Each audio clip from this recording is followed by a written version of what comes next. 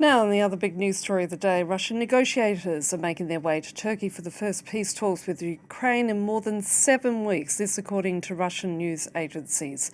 The talks will take place later today in Istanbul, the two sides having held two previous rounds of discussions in Istanbul in May and June that led to the exchange of thousands of prisoners of war and the remains of dead soldiers. Now, joining me from the UK is Professor Scott Lucas, a specialist in international politics at the Clinton Institute at University College Dublin. Also with me in the studio is Douglas Herbert, international affairs commentator. Let me start with you, Scott. Donald Trump has threatened heavy new sanctions on Russia unless a peace deal is reached within 50 days. But is the Russian President Vladimir Putin actually listening? No, he hears what Trump says, but it doesn't matter. The first thing is you have to realize that just before that Trump statement, Vladimir Putin had said, look, we only need 60 days and we'll wrap up our takeover of Eastern Ukraine, the Donbass. Well, you add 50 plus 10, and it's like Putin has this window supposedly to try to consolidate the military advances and the de facto takeover of about 20% of Ukraine. But I think secondly, and more important, is that the Kremlin continue to restate their ultimata. And they have done so after Trump's statement by saying, look, we continue to want to address the root causes of the conflict. And by that, they mean their takeover not only of Crimea, which they've held since 2014, but 4 regions of Ukraine, 2 in the east, 2 in the south. Even though they don't control part of that territory, they insist that all sanctions on Moscow must be lifted. They insist that Ukraine must be kept weak and demilitarized and, quote, neutral, with very few security guarantees. And they even say that the Zelensky government has to step down before they'll sign any agreement. And the Kremlin said earlier this week, effectively, we're not budging for those demands. That's why Dmitry Peskov, the spokesperson, is briefing today. We don't expect anything out of these difficult talks. So now look, Putin is still dedicated to conquering Ukraine, to make it part of Greater Russia. He's only going into these talks to try to spin things out, to try to make it appear that he at least will discuss things, so that Trump isn't pushed further into what would be real pressure upon him. But in the meantime, is Ukraine able to continue to withstand that ongoing Russian onslaught, given the increasing power of those drone and missile attacks?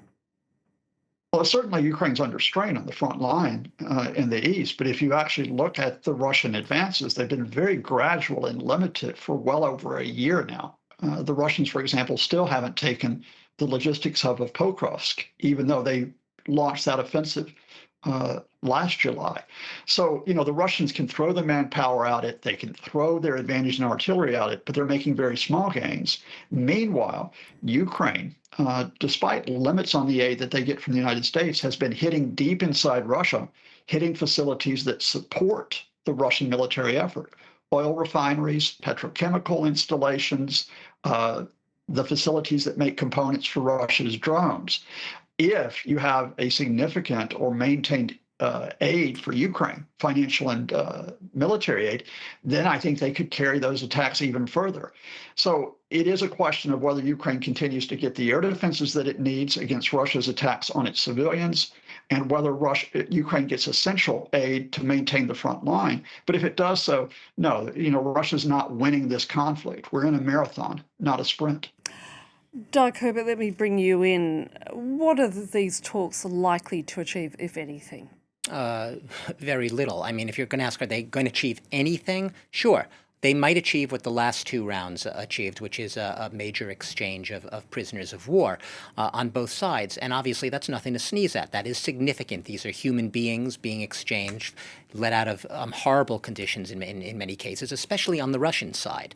But if you're going to ask me whether it's going to lead to any hint of a real lasting, a durable and lasting ceasefire, which have been the ongoing objectives of Ukraine and its allies, the answer is no.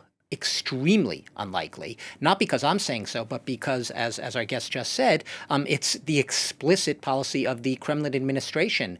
They are already laying the groundwork, saying nothing much is going to come of these talks. So let alone a lasting agreement, settlement to end the war, that is, so far off in the future, if feasible at all. The reason you can be safely pessimistic about these talks is the man who led the last delegations, Vladimir Medinsky. He is a revisionist historian who basically rewrote the Russian school textbooks on the history of Russia's history and its relationship with its neighbors. And at the end of the day, the bottom line is the basic thinking within the Kremlin leadership, right up to Vladimir Putin, especially Vladimir Putin, is Ukraine is not a real state. It doesn't exist as a viable state, and it has no right being a viable sovereign state. That's why these negotiations aren't going to succeed. The two sides are too diametrically opposed with their basic definitions of what the rights to being sovereign and having territorial integrity mean. Professor Scott Lucas, where do relations currently stand between Trump and Putin? Trump is frustrated with Putin.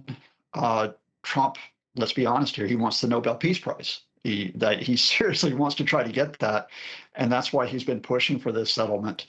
That's why the Trump administration went into direct talks with Russia back in February. But the Kremlin has no intention on giving him a photo opportunity, as Douglas explained excellently, which would involve any compromise on their part. So the question here is whether Trump, while he's frustrated with Vladimir Putin, whether you can still count on him, given that he is chaotic and unpredictable. And there, I think you have to look beyond Trump. You have to look at officials in the Trump administration, which is divided over this. And that is the upper hand with the vice president, J.D. Vance, who's actually gone silent lately? Is it with Trump's envoy to Russia, the real estate developer Steve Witkoff, or is it with those who actually believe you have to give some support to Ukraine? The Treasury Secretary Scott Bessent, the envoy to Ukraine, Keith Kellogg, among them. And right now, there are limited signs. There are limited signs that despite Trump being chaotic and he could swing in 24 hours, that there is an opening for some U.S. military aid to get through to Ukraine. And the most important announcement this week, which was kind of buried because of some chaos in the U.S. yesterday, is that 5 Patriot anti-air defense systems are going to be sold by the U.S. to Germany and transferred to Ukraine. That's alongside a whole raft of pledges that were made on Monday by the Ramstein Group.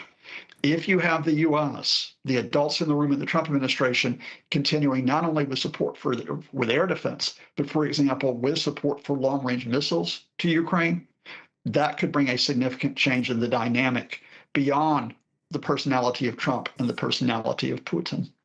Now, in the meantime, this is happening as protests continue across Ukraine as President Volodymyr Zelensky signed a bill into law that revokes the autonomy of 2 anti-corruption agencies. The proposals sparking rare street demonstrations and growing alarm among Ukraine's international backers. The critics say the legislation consolidates power in Zelensky's hand and will indeed allow the government to meddle in high-profile corruption cases. Doug, a final question to you in regards to these protests. Is Zelensky at risk of losing his European support? He is at risk of losing at least some of that support. Look, there is a camp, including Zelensky, those defending his approving of this law, saying, look, our real enemy is Russia. We should not be divided among ourselves at a time where we are fighting a war of aggression and the dismemberment of our state. We need to remain united. The Europeans have been, if anything, united in supporting Ukraine from the very beginning of Russia's full-scale invasion. But they also believe it would be hypocritical of them not to call out Zelensky, a man who, they have been endeared with, when he, in their perception, makes a mistake, and a big mistake. The independence of the judiciary and fighting corruption have been the pillars of the rule of law in Ukraine and the biggest concerns for Europe as it seeks to put Ukraine on that path to eventual membership. Anything which threatens that independence, as the Europeans think this is a move that potentially will do, making these less independent, weakening these anti-corruption institutions, that is something they need to speak out against. They don't want to seem hypocritical. They want to say, when the person we support and have supported wholeheartedly for the past 2.5, 3 years of this war does something wrong, we're going to call him out because we really do believe in the cause. So, and more people have been speaking out. I'll just note that, a French official said this morning on French radio that he still believes there's time for Zelensky perhaps to reverse his decision, to take it back, to veto this law. So watch that space. Remains to be seen what will happen there. Thank you. I want to thank both Doug Herbert and our guest, Professor Scott Lucas.